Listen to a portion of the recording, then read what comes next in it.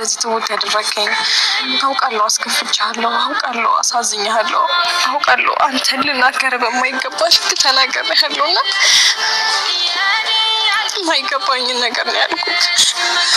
ይቅርታ አድርግልኝ። ለሱ ደግሞ ሁሌም ከጎንሽ ነኝ ትለኝለ አለሁሽ ትለኝለ አብሬሽ ነኝ አትከፊ አትዘኝ እኔም ብለሽ ነው የመጣሽው አልተውሽም ትለኝለ። እሺ ታዲያ ለምን ጠፋህብኝ? ይሁን የለመድናት ታይም ደግሞ አለችን፣ የለመድናት ቦታ አለችን። በጣም ነው ናፈቀኝ። ሰዓቱ ሲደርስ በቃ ያለሁኝ ትደውላለህ አትደውልም እያልኩኝ እና ይሄንን 2 ቀን ግን በቃ አልቻልኩም። ነገሮች ከአቅሜ በላይ ነው ሆነብኝና እባክህን ፍቅር አለኝና እኔ ናፍቀኸኛል አልናፍቅህም ወይ መራራቁ ቀርቶ አንገናኝም ወይ ፍቅሬ ፍቅር አይገባህም ወይ ፍቅሬ ፍቅር አይገባህም ወይ አማራጭ ማን ይሁን ማን ልላክብህ ድንገቴም ቢገባ ይራራልኝ ልብ ካንተም ቀረ ነገር ከእኔም ቀረ ነገር ሚስጥር መደባበር ያለ መነጋገር የኔንም ናፍቆት የለኔም ናፍቆት። ሰላም ጤና ይስጥልን ውድ ቤት አለን መልካም ነገር የነገሩኝ ነገሮችን በጣም እያስፈሩኝ ነበረ።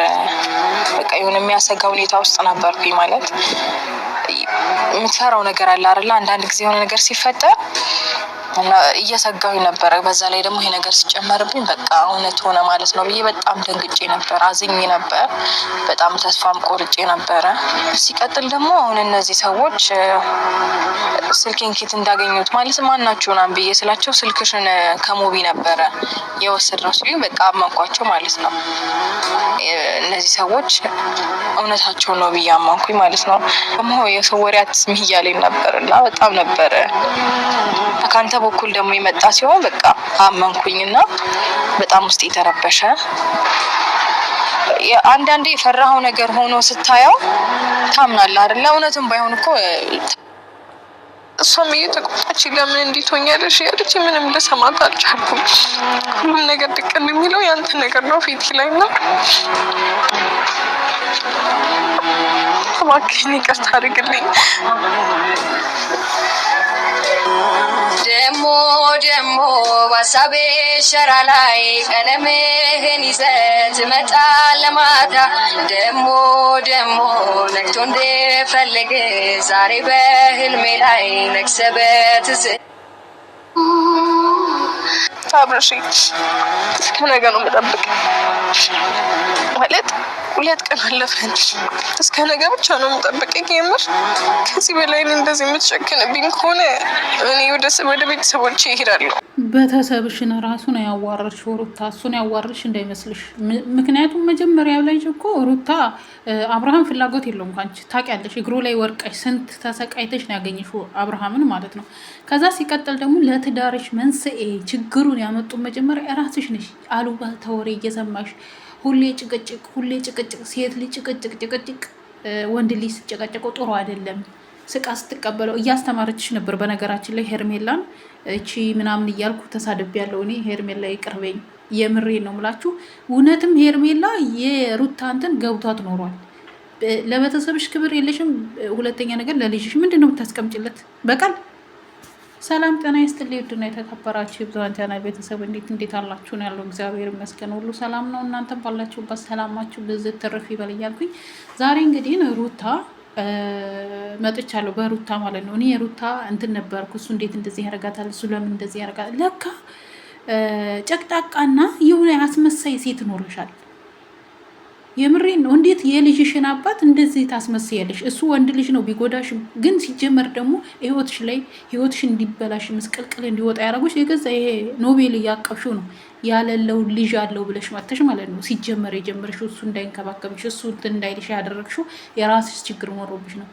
ለካ አብርሃም እኮ የሚሰማው ሰው አጥቶ ነው እንጂ ሁሌ ጭቅጭቅ ነው። ሁሌ ሰው ነገር ትሰማለች። ሁሌ ከሊሄና ለብላ ትመጣለች ትጨቀጭቀኛለች ያለ ለካ እውነቱን ነው። በጣም አስመሳይ ሴት ነሽ አንቺ። ለቤተሰብሽ ክብር የለሽም እንዴ? ለልጅሽ ለወለድሽው ክብር የለሽም ማለት እንዴ? ኦዲየንስ ራሱ ለተመልካች ራሱ ክብር የላትም። በቃ ክብር እሷ ትስራ ይታይላት ብር ታገኝ እንጂ አብዛኛው ሰው እኮ የእነሱ ትዳር እንዲመለስ ያልጣረ የለም። የእነሱ ትዳር እንዲመለስ ማለት ነው። የምሬን ነው የምላችሁ። ምን አይነት አስተሳሰብ ቢኖርሽ ነው? እንዴት ነው? በቀል ነው በቀል። በ3 ቀን ጨዋታ ቀየር በአንቺ ቤት በቃ እርፍና በቃ ጎበዝ ሴት ልታስመስል፣ ግን በኋላ የምታለቅሽበትን ነገር አታቂም። መውደቂያሽን በኋላ አታቂም። ሁለተኛ ነገር ለልጅሽ ደግሞ ይሄ ይቀመጣል። አሁን ላይ ግን የምንሰራው ስራ ማለት ጋጥ ወጥ። ሲጀመር እኮ አብርሃም አይፈልግሽም፣ ድሮም አይፈልግሽም። አልቅሰሽ እህቱ ጋር ሄደሽ የአዲስ አበባ ልጅ ነኝ ብለሽ የአዲስ አበባ ልጅ ያልሆንሽውን ከቡታጅራ ተነስተሽ እህቱ እንድታላምንሽ እህቱ ጋር ሄደሽ ረሳሽው ያንን ቀን። እንደዛና ሀይሚንና ወንድሞቹ፣ በዛ ላይ ወንድሞቹ ከአንቺ ጎን ናቸው፣ እህቶቹ ከአንቺ ጎን ናቸው። እንደዛ እየሆኑልሽ ቢያንስ ማለት ነው ከአንቺ ጎን ሆነው ለቤተሰቦቹ እንዴት ክብር የለሽም? አንቺ ለእህቶቹ እንዴት ክብር የለሽም? ክብረ ቢስ ስለሆንሽ፣ ለነገሩ ክብር አይገባሽም። ክብረ ቢስ ስለሆንሽ ማለት ነው። የምሬን ነው የምላችሁ። ክብር የሚገባው ሰው ነው ክብር የሚገባው። አሁን ላይ አክስትሽስ ምንድን ነው የሚለው? ቤተሰቦችስ ምንድን ነው የሚሉት? እርግጠኛ ነኝ ማንም የሚያውቅ የለም። እህትሽም የምታውቅ አይመስለኝም። እኔ አንዳንዴ ቤተሰቦቿ እኮ ታስታውሳችሁ፣ እኛ ወንድም የለንም እንደነሱ አይነት ወንድም ብላ እህቷ ተናግራለች እኮ። ይሄ ዩቤልን ትወደዋለች ብለዋል ይሆናል፣ ማን ያውቃል? አሁን ጊዜ እኮ በጣም ሰው ማመን ከባድ ነው። የምሬን ነው የምላችሁ። በጣም ባለጌ የወረደ አስተሳሰብ። አንደኛ ቤተሰቦቹ የእሱ ቤተሰብ ወይ የአብርሃም ቤተሰብ ወይ ከጎኗ ባይሆኑ ኦኬ፣ ከጎኑ ሆነው እነሱን ምንድን ነው የምትዩ? ለእህቶቹ ክብር የለሽ፣ ለራስሽ ራሱ ክብር የለሽ፣ ለወለድሽ ክብር የለሽም። ይሄ ነገ ተቀማጭ ነው። ነገ ልጅሽ ያየዋል። እናቴ እንዲህ አይነት ሰው ነበርሽ ወይ? ለምን እንደዛ አደረግሽ? አባቴሽ ብሎ አብረን እንድታሳድጉኝ ብሎ ለምን አንቺ ይሄን ነገር አመጣሽ ብሎ ይወቅስሻል። ነገ ልጁ ወንድ ልጅ ነው ደግሞ።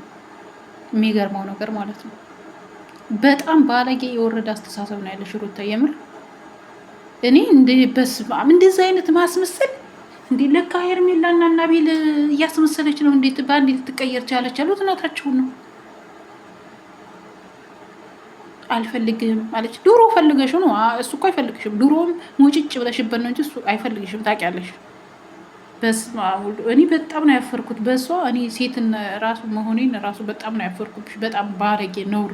ድሮ የነበርሽበትን የምትረሺ። እኔ ድሮ የነበረበትን ያሳለፈውን ነገር የሚረሳ ሰው አይደለም። ወራዳ ቢያንስ ለተመልካች ክብር የለሽም። ከዛ ሲቀጥል ለቤተሰቦቹ ክብር የለሽም። ሁሉም ከአንቺ ጎን ነበር የቆመ። አሁን ግን ወርደሻል፣ ዘቀጥሽ። የምሬን ነው የምልሽ። ምንም አብርሃም ምንም አይሆን፣ ለጊዜ እናደዳል፣ ይበሳጫል፣ ምንም አይሆንም። እንዲሁም ታንቺ ከጨቅጣቃ ሴት ተገላገለሽ። ሙጭጭ ብለሽ መተሽበት ነበር፣ ተገላገለሽ፣ አረፈሽ፣ እርፍ አለ፣ አስተነፈሹ። ምንም ማለት የአንድ ቀን እንዴት ነው እኛ እንችላለን ብለሽ፣ ግን አንቺ የበለጠ ጥንት ዓለም ዘላለምሽን ልጅሽ ራሱ ያርግ የምትቆጭበትን ነገር ነው ያደረግሽው። ይሄንን ማወቅ አለብሽ። አለማሰብሽ፣ አይምሮሽ አለመገናዘቡ፣ ደደብ ነሽ ያለሽ ትክክል ነው። እውነቴን ነው የምልሽ። በደንብ በፊትም እንደዚህ ሲያደርግሽ የነበረው በደንብ አልይዝ አልንከባከብ ብለሽ ነው። በቃ ጨቅጫቃ ሴት ስለሆንሽ ነው። በቃ አሁን ላይ በቃ እውነቱ ፍንትው ብሎ ወጣ። እኔ አሁን ላይ ስረዳው አብርሃምን መረዳት ያቃተን እኛ ነን። ገባችሁ? ድሮም በቃ የሰው ወሬ ተሰማ ነበር። ገባችሁ አይደል? ይሄንን ቀን ረስታ አብርሃምን እንዳለመነችው እንደዛ እግሩ ላይ ወርቃ እሪ በገኔ ያዙኝ እንዳለ የዝን ቀን ከሰው ወሬ ሰምታ ነው። ገባችሁ አይደል? ከሰው ወሬ ሰምታ ነው። ትዳርሽንም ያፈረሽው ያሉ ባልታ ወሬ ሰምተሽ ነው ትዳርሽን ያፈረሽው እንጂ አብርሃም ችግር የለበትም። አሁን ላይ እኔ ማንም ቢመጣ በቃ አብርሃምን ተረድቼዋለሁ። ያልተረዳው በነገራችን ላይ አንድ ሰው የዛ ሰው ቁስል የሚገባው ሲያልፍበትና ሲያየው ነው። ካላየው ወይም ካላለፈበት የዛ ሰው ቁስል አይገባንም። እስከዛሬ አብርሃምን አልተረዳ ነው። ገባችሁ አይደል? እሷ ቀስ ብላ ገብታ ግባ ለካ መሰር ይኖረሻል። የምሬን ነው። በጣም ነውር ነው ያደረገው። ግን በነገራችን ላይ እንኳን ተገላገለሽ ልጁ ነው እንጂ አብርሃም የተታለለልሽ እኮ እንትን አላለ አላምን ሲላት ልጁን ይዛ መጣች። ገባችሁ አይደል? ልጁ ነው፣ ምንም ማድረግ አይቻልም። እኔ በአብርሃም አልፈርድም። ልጁ የመጀመሪያ ልጁ የአምሳያ ልጁ ነው። ገባችሁ? ለዛ ብሎ ነው የበለጠ ነገር የተታለለላት ማለት ነው አብርሃም። እና በጣም ባለጌ። ይሄን ቀን ረስተሽ እስቲ እነሱ ይኖሩልሽ ከሆነ ኑሮሽን አሁን ላይ እንደዚህ እንደተመለሰች ቢመለሱ ኖሮ አብርሃም ትክክለኛ ያለችውን ይሰማ ነበር። ገባችሁ አይደል? ግን ለካ መሰሪ ደደብ ነሽ አለ። እውነቱን ነው ማርያምን። በቃ ሁል ጊዜኛ አንዳንዴ ሳስቡ ዛሬ የተማርኩት ምንድን ነው መሰላችሁ? ሁሌ ፈራጅ እንሆናለን። ያ ሰው ነው ውስጡን የሚያውቀው፣ በደሉን የሚያውቀው፣ ያለፈበትን ነገር የሚያውቀው። የዛ ሰው ቁስል ለእኛ ሊገባን አይችልም። አሁን ላይ እየተረዳሁት ማለት ነው። እና በጣም ነውረኛ ባለጌ ሴት ነሽ። ለልጅሽ ነው ይሄን ያስቀመሽው። ነገ ልጅሽ ምን ስታረጊ እንደነበር ከአባቱ ጋር የተለያዩሽ ይጠይቅሻል። እንኳን ወንድ ልጅ ቀርቶ ሴት ልጅ ትጠይቃለች። ገባሽ? እኔ በብዛት ይታረቁ ምናምን ያልኩት የአባቱን ፍቅር አግኝቶ የእናቱን ፍቅር አግኝቶ ልጃቸው እንዲያድግ ነው። ግን እናሂቱ የወረደች አስተሳሰብ ያላት ናት።